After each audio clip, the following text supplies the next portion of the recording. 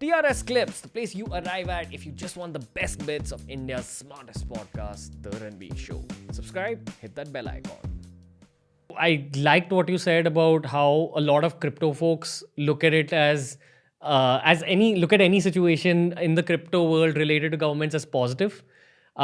We've had a lot of crypto folks on the show, and being an engineer, even I feel super positive. My whole generation feels super positive about crypto, but I actually want to hear the glass half empty version of it.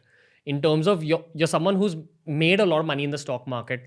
I know for a fact that if you play the stock market game right, if you play the private equity market game right, you can actually make higher gains than the world of crypto has made. So people need to know that firstly. But secondly, what is your opinion on cryptocurrencies in general? Whether it's Bitcoin or Ethereum. I know you've studied it for a few years. That's longer than most of us have studied it for. And the fact that you're saying even you don't understand it, despite knowing so much about the world of money, it just makes me want to question that situation. Like, what's your take on it? Honestly, it's constantly changing. Like what I thought about crypto, like maybe 1 year ago, changed 6 months ago, and is changing today, and it will constantly evolve, right? It's such a fluid concept. Off late, I've been talking to people in the crypto world, and they've tried to, they've been explaining to me how, proof of work versus proof of stake and proof of history works, and the mechanisms behind cryptos, and how a lot of different nuances work, which I did not know earlier.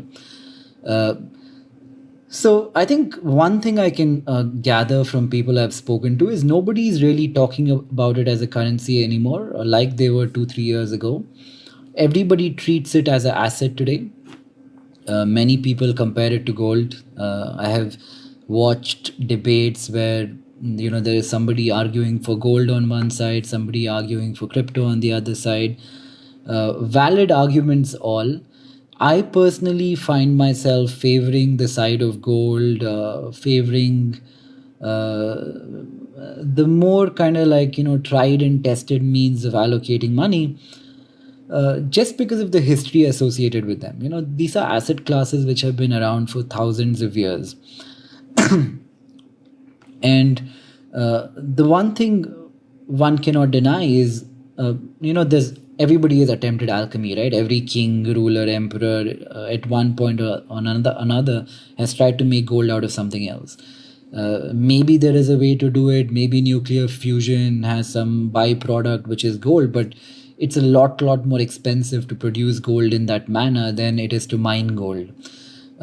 So the price that gold is trading at today, compared to the price that the amount of money it takes to mine it, dig it from the ground, and like process it and all of that, is not considerably different. So there is some amount of like raw ingredients going into the process of creating the end product that is gold.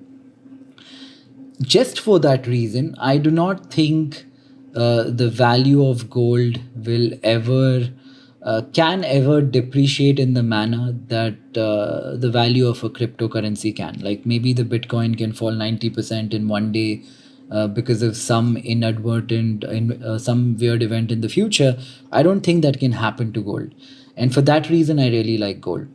I've been looking at gold for a long time, and in terms of a hedge against inflation, it works incredibly well.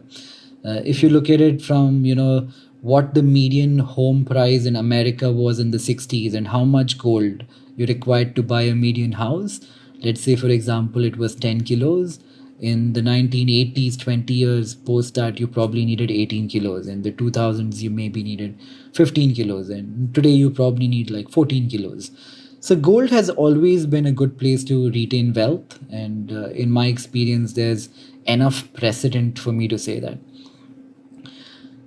When it comes to cryptocurrencies and Bitcoin, Ethereum, and everything else that is popular, my little bit of research, okay, we tried to like figure out who actually owns.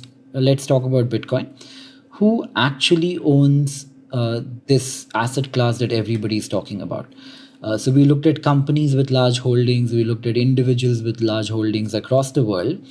And we arrived at a number that about geographically, about 85% of the Bitcoin in the world sits in America.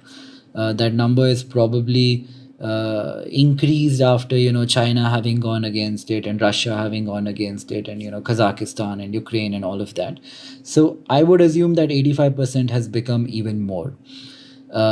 We talk about this as a currency which is democratizing in a manner, but when you look at it, I think it's the same like a couple of hundred people who have access to the vast majority of this currency, or they've kind of like collated it with time.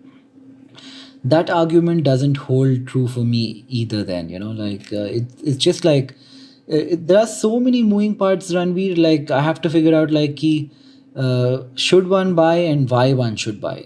See, if I were to tell you like the top line thing that I think with crypto, I'm like, am I going to like lose out so much by not holding it today versus taking the risk when it's a regulatory gray and the volatility associated with it, the fact that it has rallied as much as it has and all of that.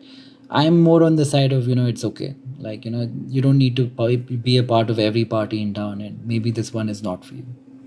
Do you own any crypto? No, zero.